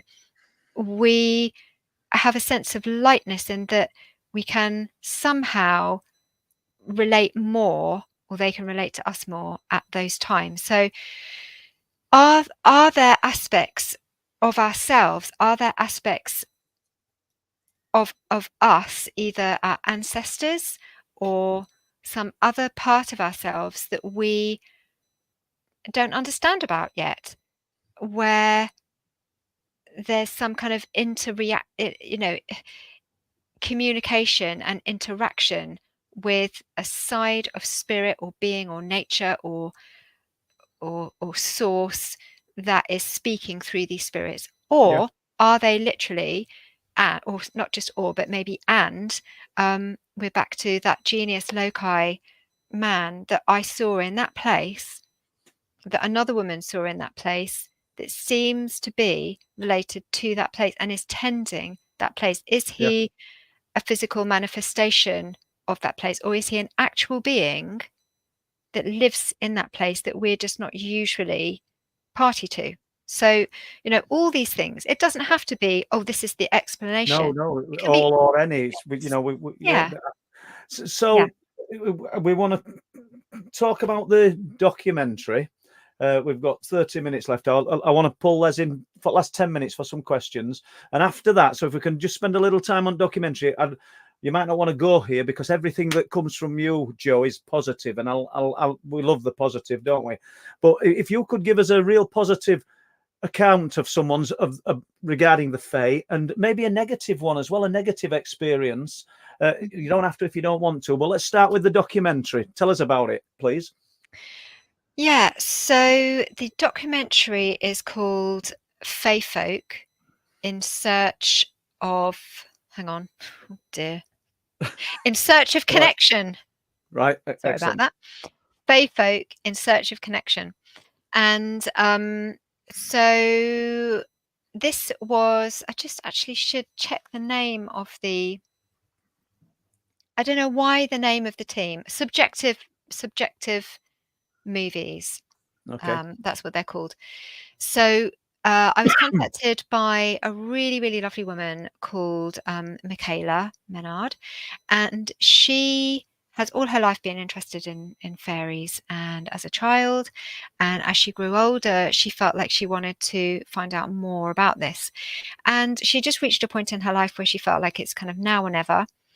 She is good friends with a man who he worked a lot with, so he's a producer, and he worked with Netflix and Prime, and he had his own company, and Disney too. So he had his own production company, and rather than, because I think for her, she often felt like when she was talking to people that they would just think, oh, that sounds a bit silly. What would you want to go and make a film about, you know, fairies for.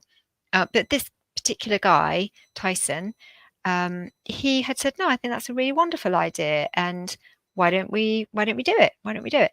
So at some point she realized that this was the right time to do it, and so they got their group together. And I tell you what, I don't think I've met a nicer bunch of people.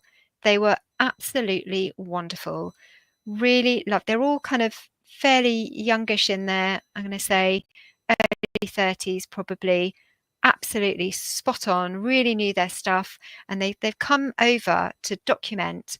The reason it's called Fae Folk in Search of Connection is because Fae Folk, as in they want to find out about, you know, fairy folk and fairies, but also the folk that relate or believe or have some kind of connection to fairies, like myself and other researchers and your average person on the street that might be interested in fairies.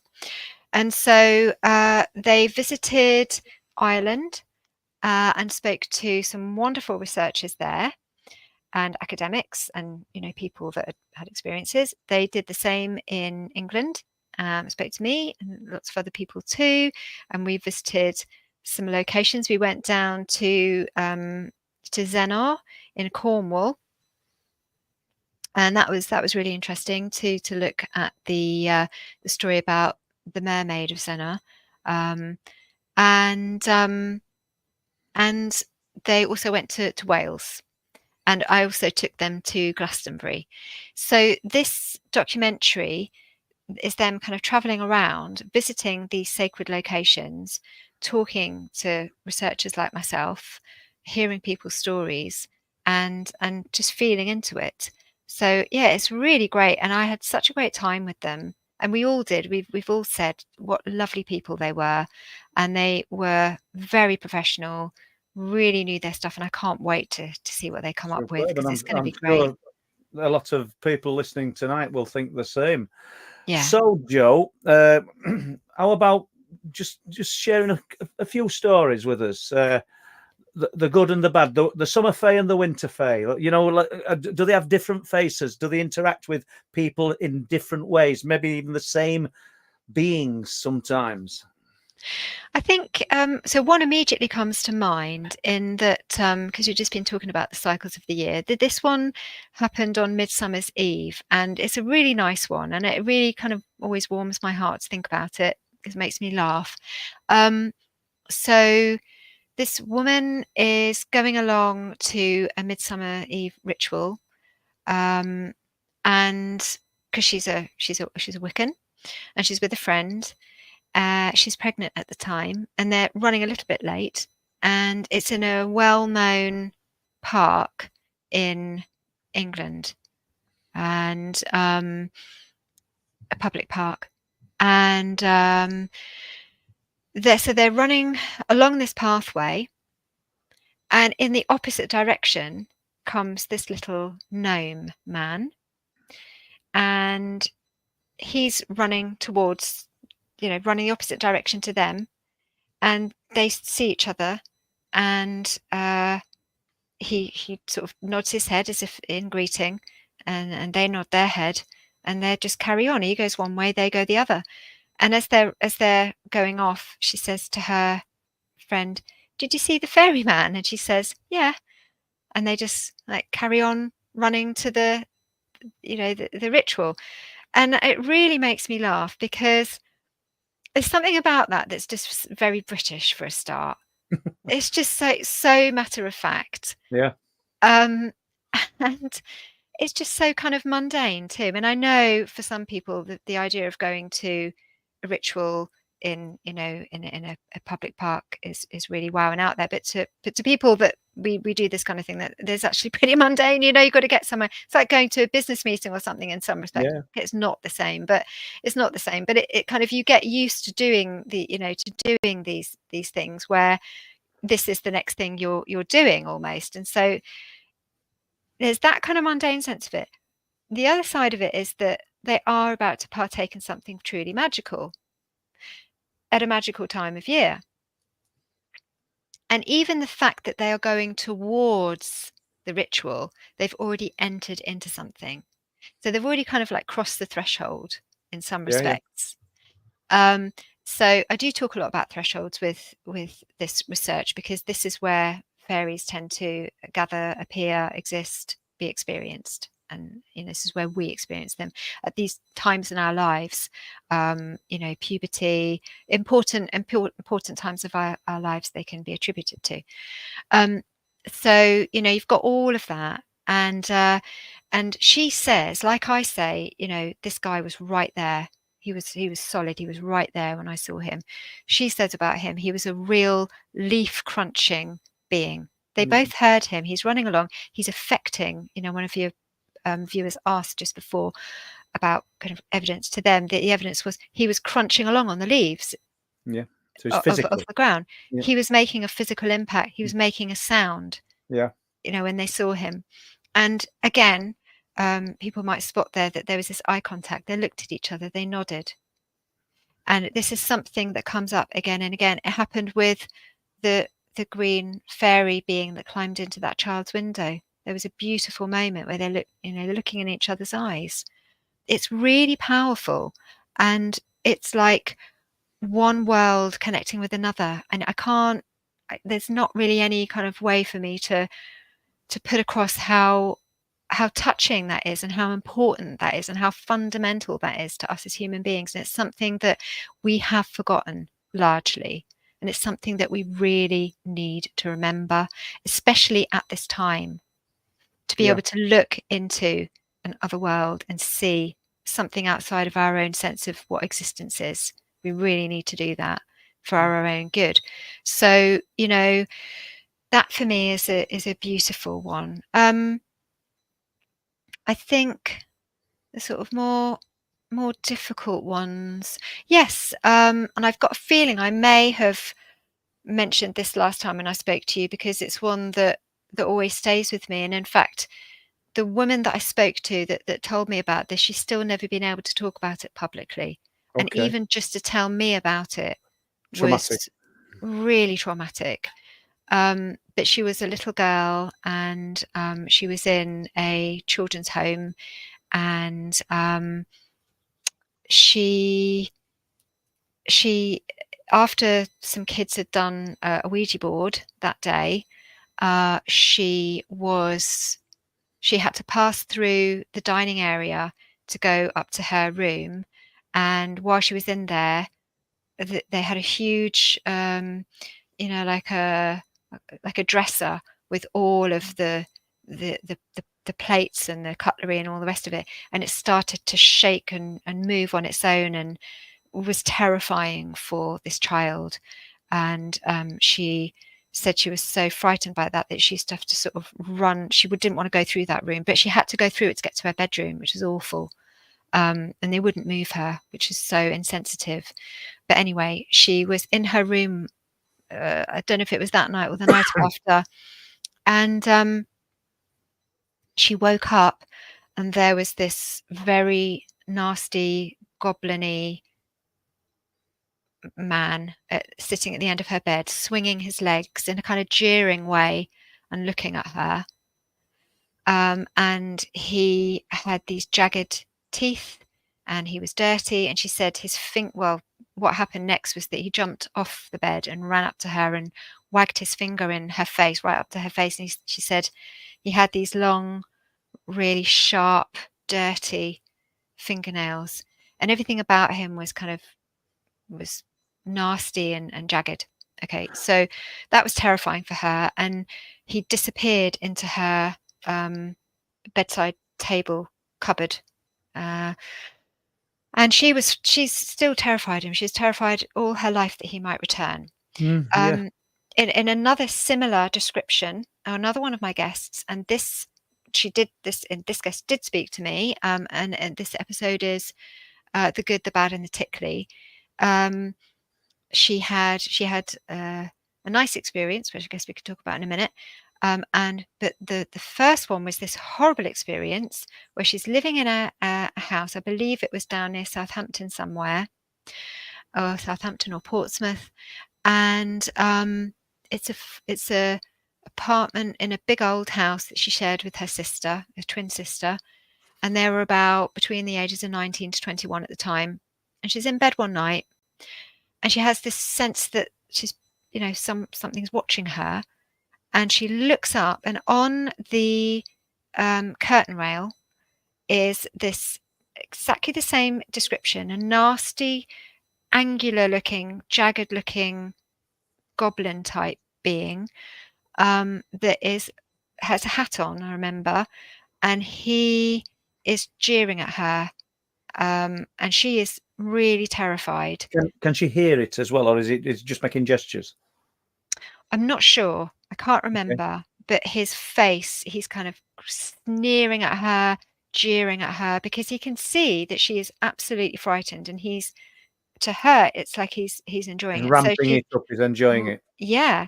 So she puts her head under the cover, and she's just thinking, you know, just go away. And then she kind of musters this strength inside her, and she thinks, no, I'm not going to have that. And she lifts off the covers, and she looks at him, and she says something like, you know, I'm not frightened of you, go away. And he actually does. He goes, he disappears.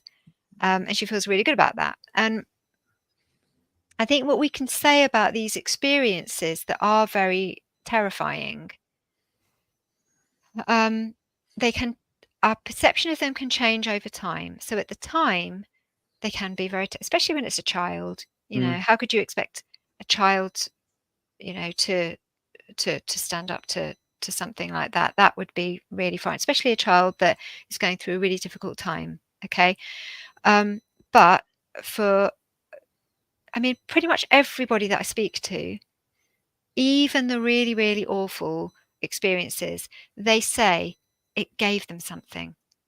It allowed them to step through something.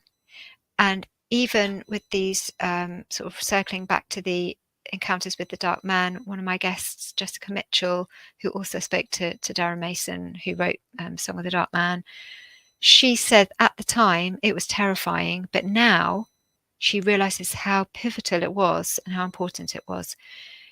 You are being given an invitation to cross a threshold. And it may be something important in your own life that you need to do. It may be something that you need to leave behind, like a fear.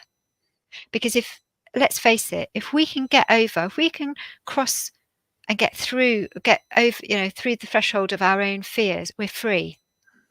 And to live your life with a sense of freedom, I don't know if you've ever been through something in your life where you feel that's happened. I know I certainly have, where it's like living another life. If you can let go of the darkness, because when these beings arise, you know, they can be showing us about the darkness within ourselves.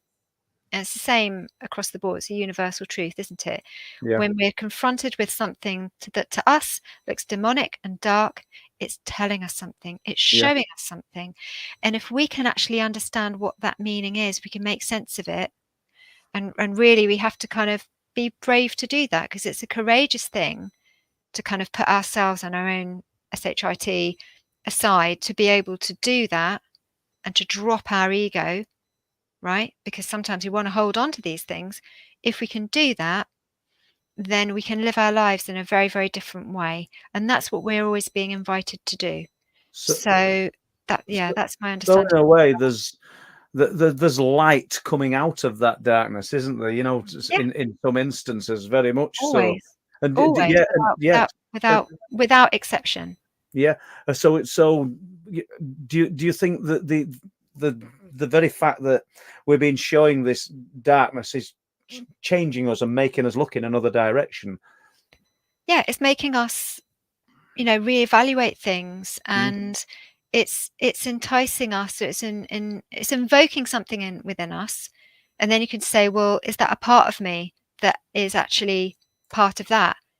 However, is there a part of me that is actually that needs that, and that is part of somehow involved in creating that, so that I do the thing that I need to do? That, you know, you can get really kind of tied up in that, but there's definitely something that is kind of like, it is inviting us to change, to make some kind of change. It doesn't help everybody though, Jo, does it? I'm not.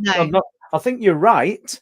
And we've got to look for the positive. I think that's the only way to go. But that lady you talked about who saw that thing disappear into the cupboard in her bedroom as a little girl, I would imagine that even today, if she's not got an answer to what she saw, dark corners in the bedroom at times, because these memories will resurface and resurface no matter how old you get. If you've experienced it and it was real, she's not got any kind of resolve for that by the sounds of things, has she? Well, I mean, you can look at it as kind of trauma as well. So, this is it was a kind of an addition to the trauma that she was going through. So without sort of going too much into her case. And, there are ways in which we can explore our own trauma. And we could be doing that now if you sort of look at the world situation too, without going sort of into anything political. There's a lot of trauma, and so we have to face it. And in facing it, we step through something. And if we step through something, it doesn't hold us anymore, and it doesn't make us frightened of the dark corners. So it's like there is always something there. There's always the light and always the hope there. So what we'll do, Jo, all right, for 10 minutes of questions? Yeah, sure, yeah. And because that's been great. It's just, as usual, I've put together a load of questions and you sent me a few reference points and not been needed at all, to be honest. It's brilliant. Come on, Les, let's see what we've got here then for questions, please, Les. Thanks, everybody in the chat, for sending the questions through. Now, I do appreciate that some of these questions were for Paul specifically, and I've deliberately left them for another show. So That's fine. I'll take screen grabs of those questions, Paul, and we'll possibly get through them possibly on Sunday. Yeah, that's great. It's about Jo tonight, and we want to just cover what Jo's about. Well, that's what I wanted to steer the questions for, Jo, you see. So, having said that, let's have a look. I've got a question from Billy GW. Does Jo agree with me that Bigfoot and Woodwose are part of the fair? It's one of my questions. Thank you. I took your question. Yeah. Yeah, I agree. In my sense of things, I agree that they are. They are, to me, they're otherworldly beings, and so for me, that kind of when my podcast is Modern Fairy Sightings, I'm also including all otherworldly beings. I mean, we can't quite categorize what Fae are. We can't quite categorize exactly what Bigfoot are. We still don't really. People will have different opinions on that too. So for me, yes, they are. But you could ask somebody else, and they would give you reasons why. The answer to that would be no for them. So for me, I find it helpful to be able to kind of. It just allows me to kind of cast the net. I don't want to kind of like section off and say, because in doing it, you lose something if you do that. There could be a story involving Bigfoot that would reflect something about one of the stories that I have with what we call fairy encounters. And in addition to that, anyway, I might speak to people that have experienced both Bigfoot and fairy. I'm trying to think if there is an example of that. But what I'm trying to say is that we've got to look at the whole picture. I think what we're used to doing, and we do this because of kind of Victorian type mindset, really, of sort of seeing something, categorizing it, putting it right. That's that. Right, I know all about that. It does this, and this. Right, now that's that. I've got that one as well. I'm going to put that there. We've got to get over that.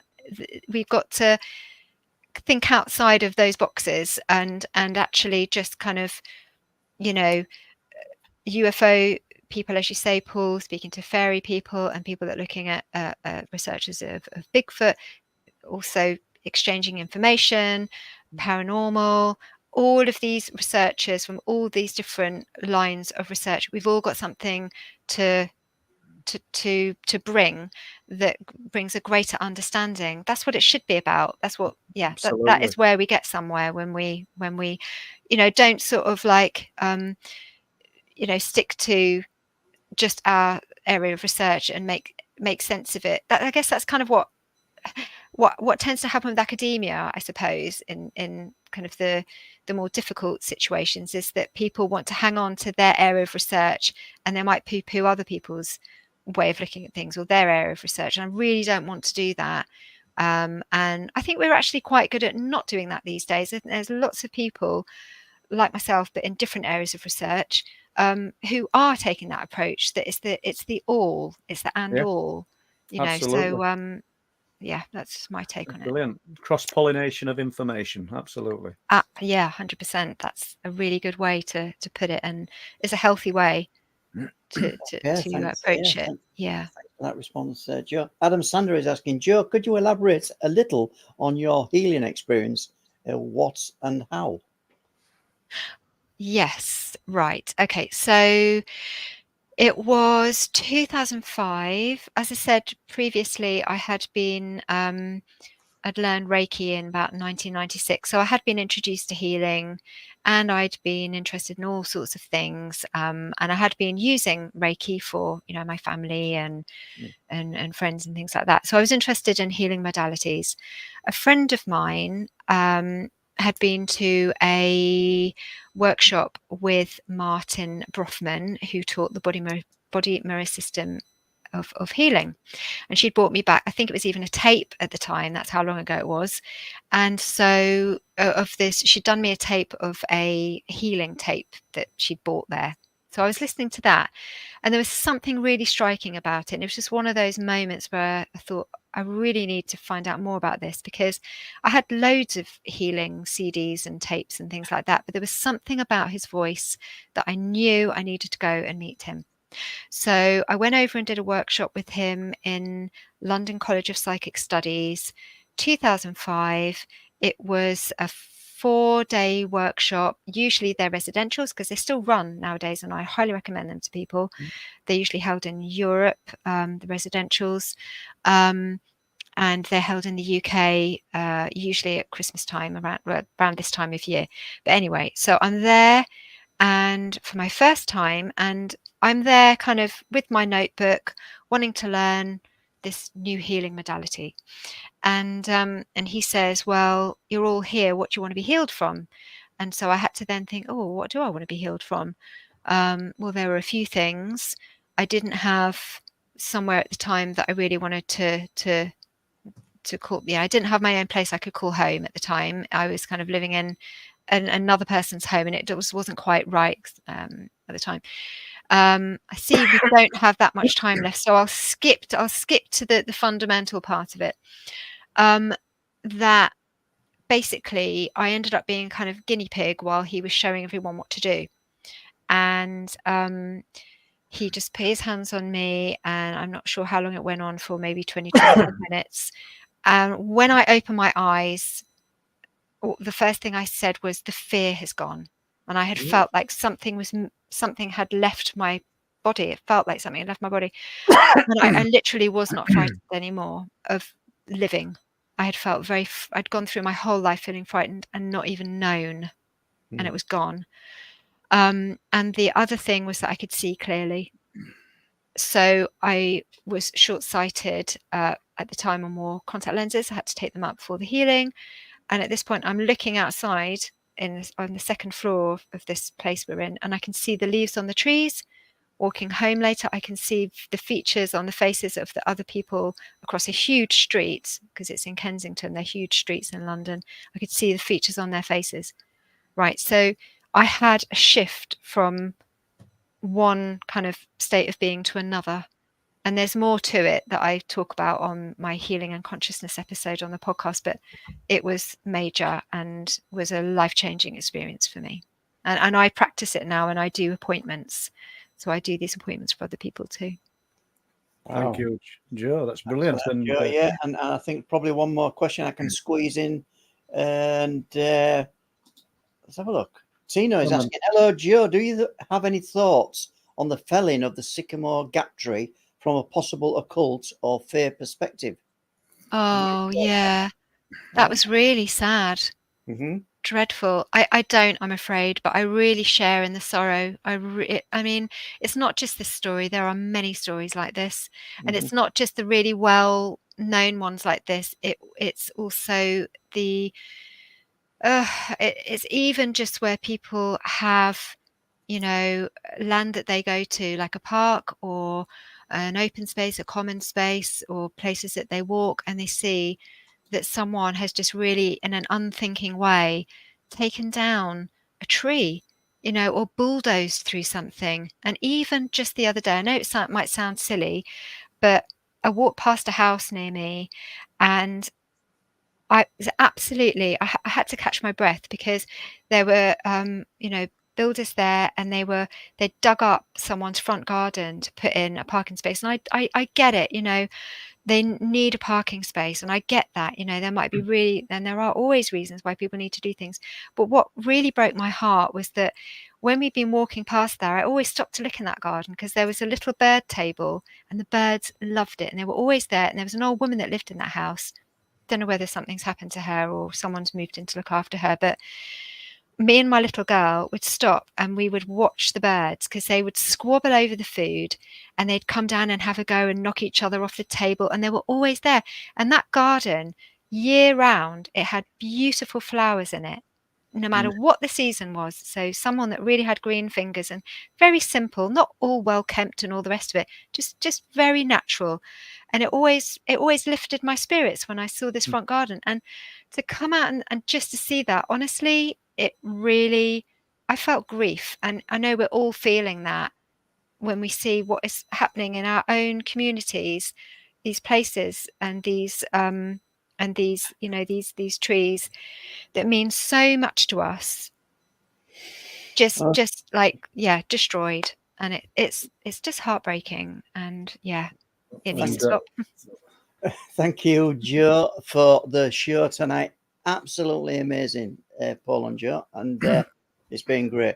I've just got to say, thanks for that question, Tina, which has took us now to we've gone over time actually, but thanks for that question, and thanks for all the questions tonight. And I apologise profusely that I didn't get through them all, and some of them were attributable only to Paul, as I said earlier. No so problem. We'll probably get some screenshots of those and then get those fired on Sunday. In the meantime, I've got to thank our moderators tonight. That's Lee and Alison. Thank you for doing that. And also I've got to thank the people who've donated monetary to the show tonight, and thanks for their donations. Always helps. I'll leave the last word with you. No, just thanks for support, everybody. It's brilliant. And Jo, it's been a pleasure, but it's been easy because I've not had to do anything, have I? You've just so much knowledge. Will you come back? I'd love to come back. Yes, thank you so much, Paul. I always love coming to talk to you, and it's always lovely to see Les as well. And I hope to get up there and actually, you know, get out in the field. We need to do that. Yeah. And well, I was with your mutual, with your mutual friend Rick last week. So yeah, shout out to Rick, who is a wonderful human being, and he helped us with our Woollerton encounter up there.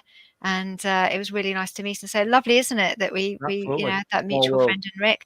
But thank you so much. It's always so nice to come and speak to you and to follow your work too, Paul, because you're doing an amazing job. I'm always telling people about you. And Dara would love to come on, he says. So we need to get that sorted. We'll reach out to him this week. Yeah, I enjoy seeing that too. So thanks again. Jo. Thank you. Les, thank you. Yeah, good night from me. And thank you all from the Truth Proof team. See you all next time. Bye. Thank you.